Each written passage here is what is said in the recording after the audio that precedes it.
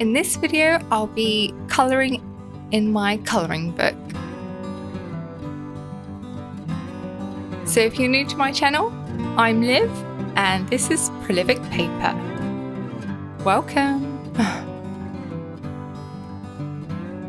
So I went in with a load of water and just started adding some colour in. But then I realised that I probably added a little bit too much water. I was just testing out on this colouring book to see how much water it could handle, and also I'm a beginner when it comes to watercolour. So the second leaf I went in being a lot more dry with the colour.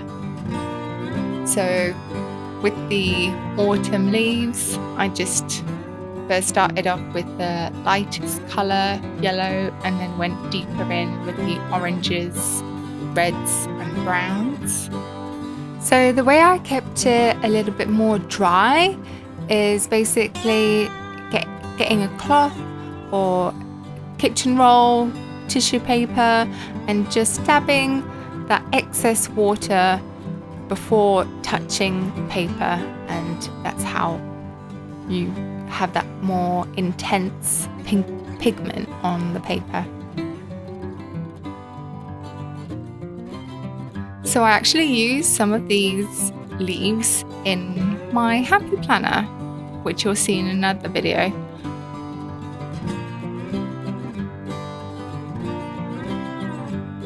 So here you can see the paper is almost like water resistant. It's got this kind of waxiness to it, but it's also quite absorbent as well, so it absorbs everything quite quickly.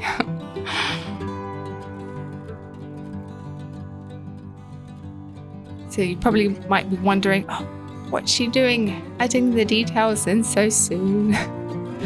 But you know what, you just have to experiment and see what you like.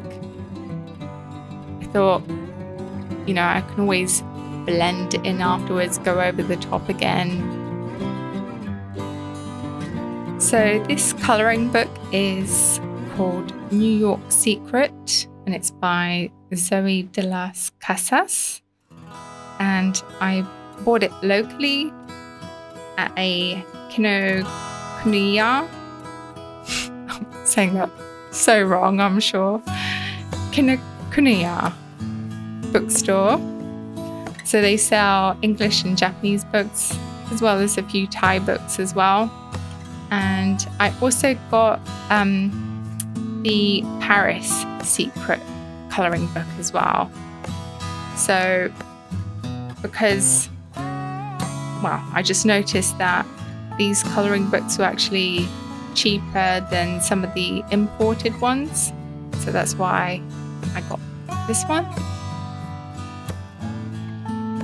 So the paper quality is not that bad, considering. And I thought I'd add a little bit of green to just give it that rainbow colour that you see in autumn. And obviously the pop of red to have that contrast with the green. And to give it that more rainbow look and feel to the leaf.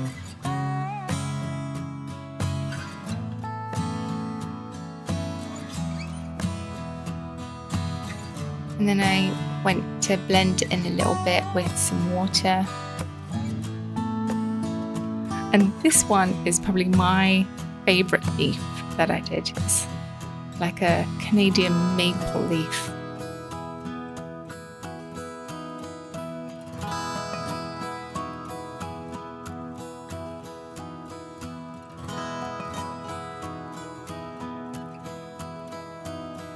So the colouring book also has drawings of architecture and things like that.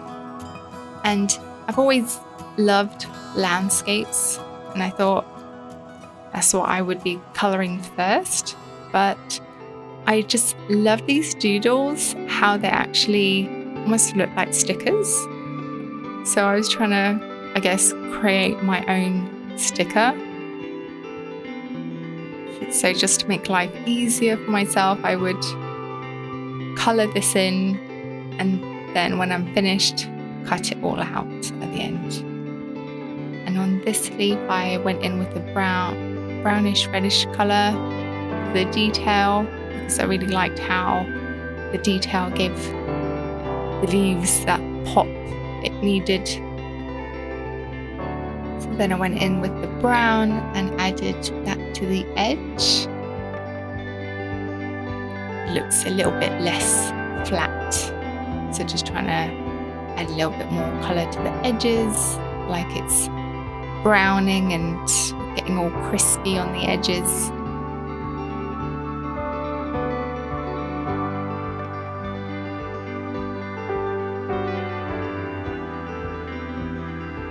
And here my brush was a little bit dry, but quite like that technique. I was trying to flick it more, almost like as if you were to paint eyelashes or something like that. Just practicing that flick of the brush. So I love how that leaf turned out with the more dry strokes on that green leaf. And this first leaf was like, oh gosh, I just tried to add a little bit more yellow and thought, oh, let's try and add some dry brush strokes, just playing around with it to add some kind of effect and texture, just trying to get that ink down onto the page somehow. So it almost looks like a crumpled up leaf.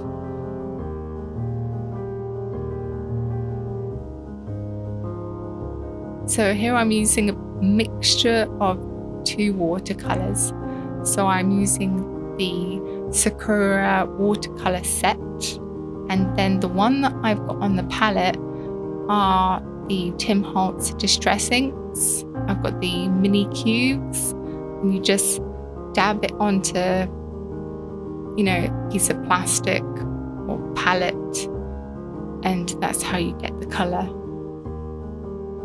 So what I was trying to do with this leaf was trying to follow those watercolor YouTube videos where, you put the ink in a pool of water and the ink just spreads out to the rest of the leaf. But because of the paper, that wasn't going to work here in the colouring book.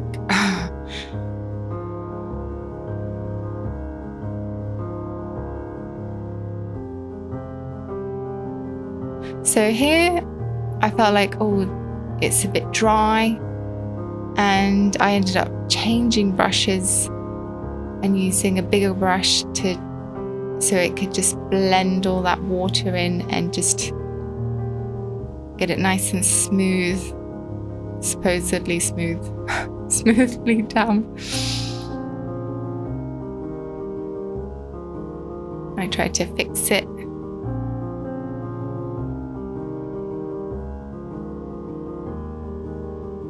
And then I just added that little bit there, and it wasn't bad, the little conker. I think it's a conker, that chestnut. Didn't come out too badly. The purplish red colour.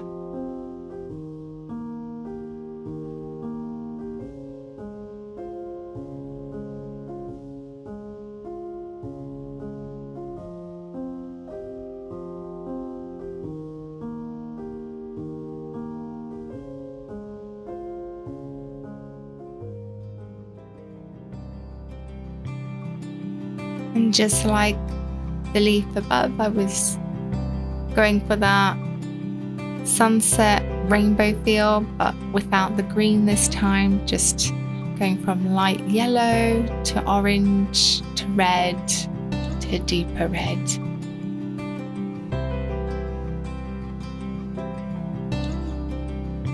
and because it felt quite flat, I wanted to add a little bit of detail, going over it with my fine brush, and I just did that with a brown colour on top.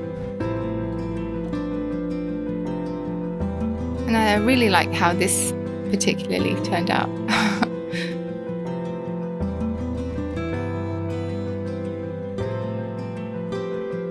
So these brushes were very new at the time. I haven't had them for very long. Yeah, they're the Raphael Precision brushes. And here I was trying to practice using the contour of the brush and trying to really get in there and trying to spread out the water and the ink. So I was trying to use the brush what it was sort of designed and intended to be used for.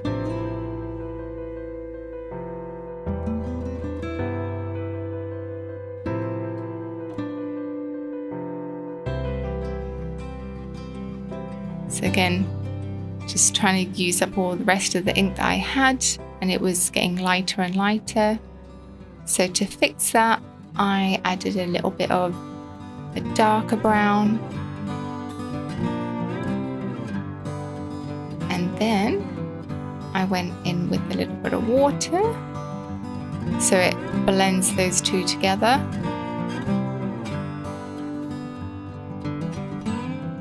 And it just works like magic. I think that's one of the best things about watercolor. It's that blendability.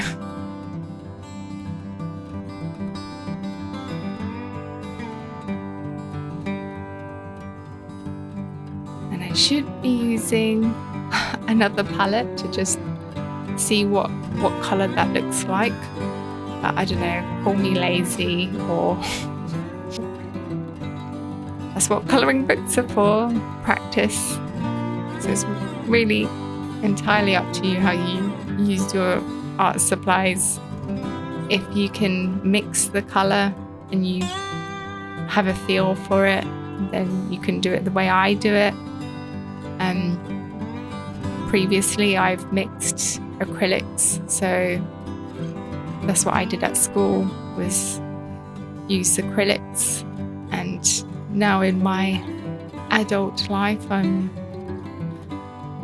trying to go back to those artistic, creative roots, but this time using watercolors, because I've always been fascinated by watercolor. So I just wanted to try that, and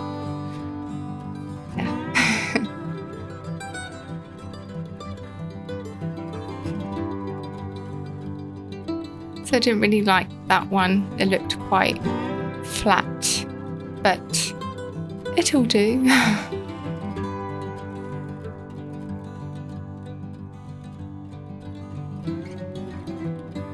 So as there was a bit too much orange and brown, I thought I'd do another green leaf. So it's got that sage green colour. So I'm using the Raphael paintbrushes. So I also have those plastic brushes where you put the water inside the screw top and you just squeeze the water out. But these brushes were new and I was so excited to use them, and so I just pulled out my colouring book and just experimented to see how they feel and things like that. And this leaf was probably my worst leaf. I don't know if it's because of the doodle in the colouring book or if it was me, but just, it's that whole red, yellow, green, like very primary school type of vibe, but it's great for that back to school vibe.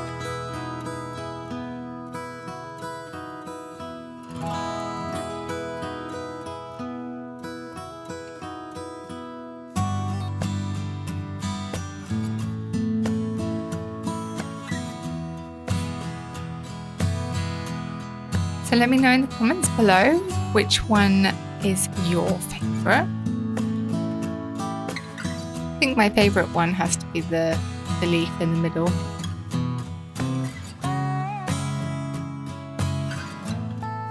And this is the last one. So I decided to go all green, adding a bit of white. So you're not really supposed to use too much white when it comes to watercolour.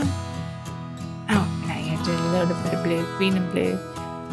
Yeah, you're not supposed to add too much white, depending on what kind of technique you're doing, but because yeah, I'm used to using acrylics. That's how I feel like feel most comfortable of mixing colours. So I just went ahead and just went with it. And I tried to create an even colour. So it was hiding all the, the detail underneath, which is fine. I can always go over the top with it, but I just felt like it was a bit flat. So what I did to fix that was add more water, just plain water, and dab it with cloth or kitchen roll tissue, and yeah, just lift that ink up off the page and then go in with the detail after that.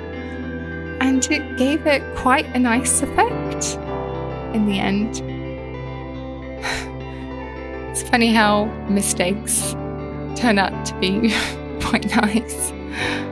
I love it when that happens, when a mistake actually turns out to be better than what you could have planned for.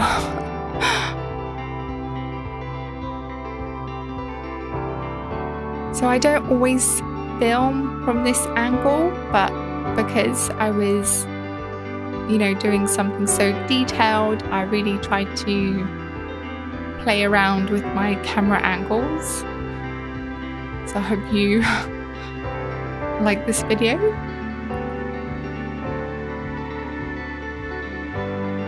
So there you have it. So yeah, give this video a thumbs up, a like. I make mainly planner videos, so if you like that kind of thing, then subscribe to my channel. See you in the next video. Bye. And here's a little sneak peek to my next video.